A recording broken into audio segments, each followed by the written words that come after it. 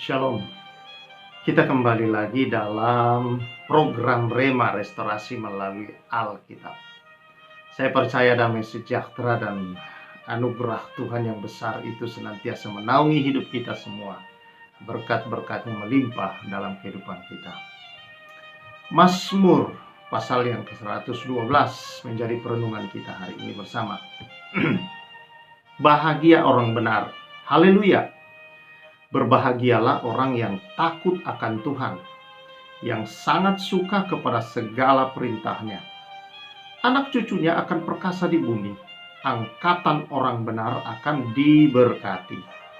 Harta dan kekayaan ada dalam rumahnya, kebajikannya tetap untuk selama-lamanya. Di dalam gelap terbit terang bagi orang benar, pengasih dan penyayang orang yang adil. Mujur orang yang menaruh belas kasihan dan yang memberi pinjaman, yang melakukan urusannya dengan sewajarnya, sebab ia takkan goyah untuk selama-lamanya. Orang benar itu akan diingat selama-lamanya. Ia tidak takut kepada kabar celaka, hatinya tetap penuh kepercayaan kepada Tuhan. Hatinya teguh, ia tidak takut, sehingga ia memandang rendah para lawannya. Ia membagi-bagikan, ia memberikan kepada orang miskin, kebajikannya tetap untuk selama-lamanya. Tanduknya meninggi dalam kemuliaan. Orang fasik melihatnya, lalu sakit hati. Ia menggertakkan giginya, lalu hancur. Keinginan orang fasik akan menuju kebinasaan. Bahagia orang benar. Dikatakan di sini yang berbahagialah orang yang takut akan Tuhan dan suka dengan perintahnya. Orang benar yang takut akan Tuhan, yang suka dengan perintah-perintah Tuhan. Keluarga besar yang Rema yang saya kasihi di dalam Tuhan Yesus Kristus. Bahwa orang benar, itu benar, kita perlu mengerti benar, karena dibenarkan. Tidak ada orang yang bisa benar kalau tidak dibenarkan oleh Allah di dalam Yesus Kristus. Artinya firman Tuhan berkata tidak ada orang yang benar, tidak ada yang berakal budi, tidak ada yang mencari Allah.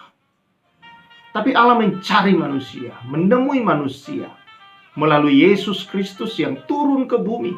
Hari-hari ini kita rayakan kedatangannya di bumi ini, yaitu Natal, kelahiran Yesus sang penebus dosa. Dia datang untuk menemui manusia yang terhilang oleh karena dosa. Dan untuk apa dia datang ke dunia ini, saudara? Untuk menebus manusia dari dosa, membenarkan manusia oleh kebenarannya, saudara, yang lebih kuat daripada dosa. Dia menghapus dosa kita dan menjadikan kita orang-orang yang benar. Oleh kebenarannya dia membenarkan kita, sehingga di mata Allah kita adalah orang-orang yang benar.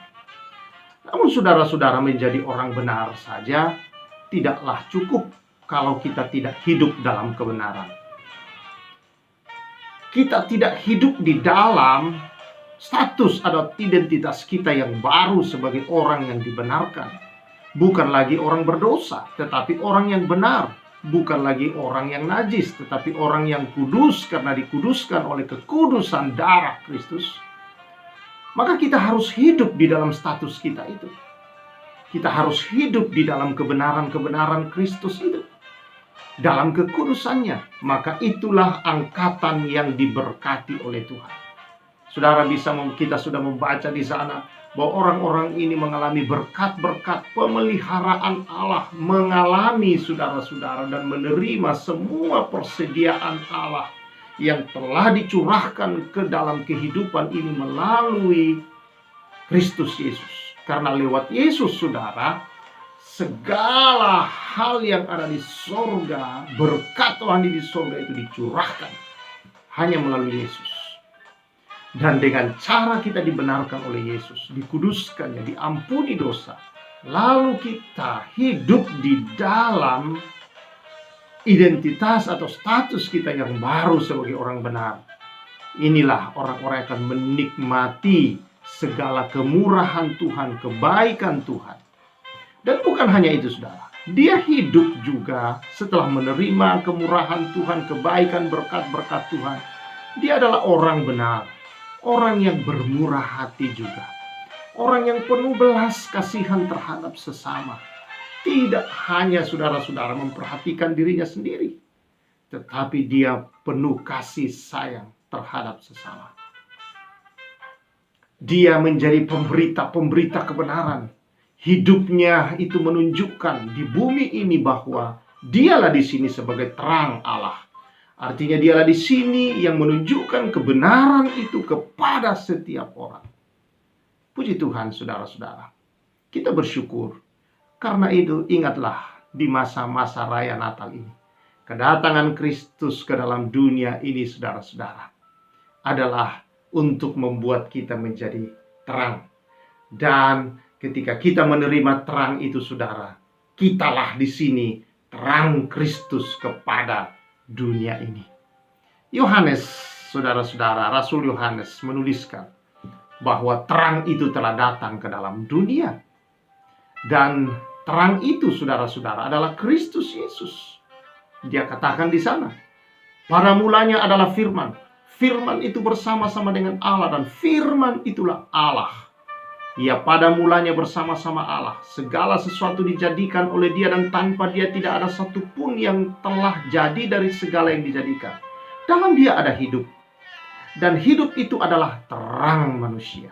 Terang itu bercahaya dalam kegelapan, dan kegelapan itu tidak bisa menguasainya. Terang itu bercahaya dalam kegelapan, dan kegelapan tidak menguasainya.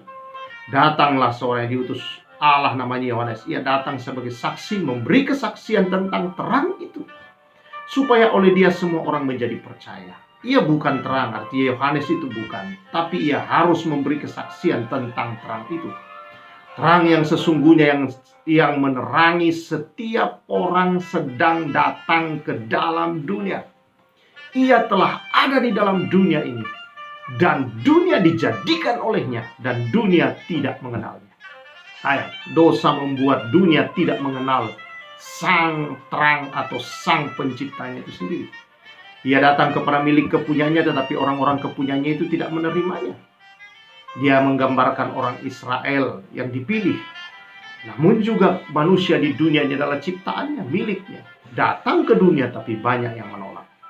Tapi semua orang yang menerimanya diberinya kuasa supaya menjadi anak-anak Allah, yaitu mereka yang percaya dalam namanya.